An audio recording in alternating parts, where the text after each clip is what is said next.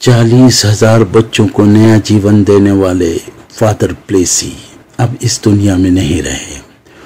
उनके योगदान में जीवन पाने वाले रशीद रसीक, एकता टाइम के एडिटर ने आदिवासियों के बच्चों को तोहफा और मिठाइयाँ बांटने का इंतज़ाम फादर प्लेसी की याद में किया।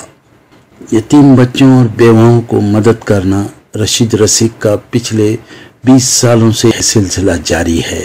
जिसका कोई नहीं उसका खुदा होता है।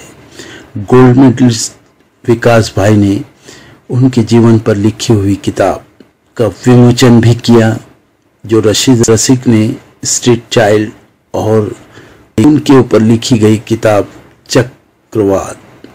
अब उन्होंने अपने जीवन पर लिखी किताब को दुनिया के सामने लाने की कोशिश की और साथ में एनसीपी के जगदीश श्री राम अरोड़ा और उनकी पत्नी ने भी उनकी सराहना की। बच्चों को तोहफे और मिठाइयाँ बांटी, साथ में लाइन माजिद सिद्दीकी। यहाँ का आदिवासी समाज का समाज सेवक और सरपंच हुए यहाँ पे इस गांव में। लगभग मेरे यहाँ पे 700 घर है और 700 घर के बच्चे पढ़ते लिखते हैं। तो ये हमारे रशीद भाई है, मजीद भाई है और कपिला साहब है।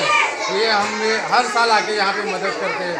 और रशीद भाई तो हमारे पास कम से कम 12 साल हुआ है और 12 साल में इस बच्चे लोगों को किताब है, स्कूल के जूते हैं और पेन है, शॉर्पनर है, छोटे छोटे चीज़ें हैं, खाने की चीज़ें। हर साल ये आके यहाँ पे हम गरीब लोगों को, आदिवासी लोगों को ये मदद करते हैं।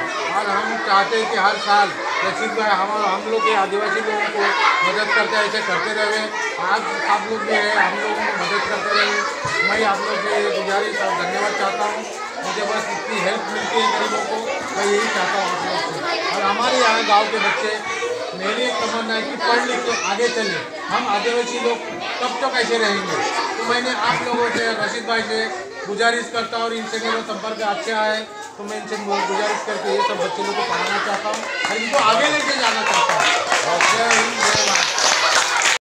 ने भी उनके कदम को कदम मिलाकर आदिवासियों और बेवाओं और जहां मुस्तहिक बच्चे पढ़ना चाहते उनकी मदद के लिए पिछले कई सालों से सामाजिक काम में साथ दे रहे हैं। आज चिल्ड्रन डे पर आदिवासियों के साथ में मिलकर उन्होंने मिठाइयाँ और तोहफे भी बांटे। मुंबई न्यूज़, अपना टीवी।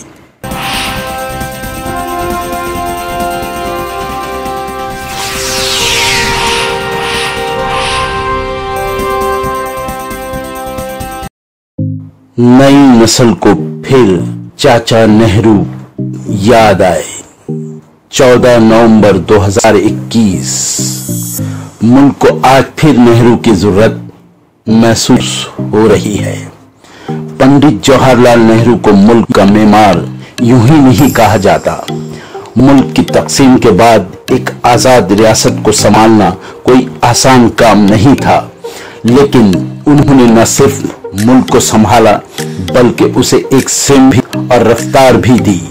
हिंदुस्तान आज अगर दुनिया में एक वाज़ेह मुकाम रखता है और दुनिया के चंद अहम मुल्कों में उसका शुमार होता है, तो उसकी वजह पंडित नेहरू और उनके साथियों के जरिए मुल्क को दिया गया वो रंग, वो आहंग जिसके लिए उन्होंने दिन रात एक कर दी थी और मुल्क की तरक्की व तामीर पर अपनी आसाइशों को कुर्बान कर दिया था। ये उनकी फरासत थी। मौलाना आजाद और सरदार पटेल कदम से कदम मिलाकर आगे बढ़ रहे थे और मुल्क की तरक्की में अपना किरदार अदा कर रहे थे, मगर अफसोस कि मुल्क एक बार फिर उसी रुख पर चल पड़ा जहां से मुल्क में आजादी की जरूरत महसूस हुई।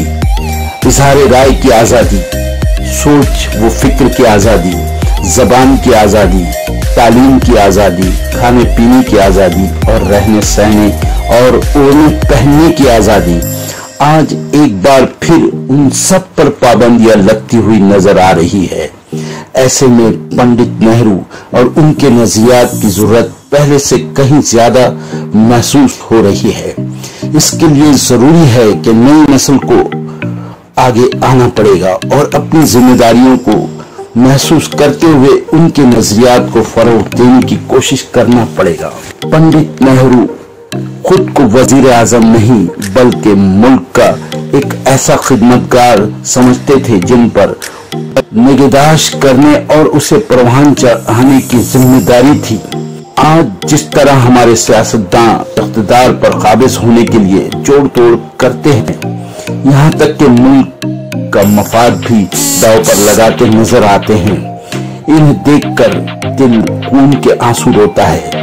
नेहरू इक़्तिदार के लिए उसूल और नजरियात को कुर्बान नहीं करते थे और उसे हासिल करने के लिए कोई समझौता नहीं करते। मुल्क की तरक्की के लिए उन्होंने अपना सब कुछ कुर्बान कर दिया था, मगर अफसोस कि आज उनकी कदर नहीं की जा रही है। अपना टीवी मुंबई न्यूज़।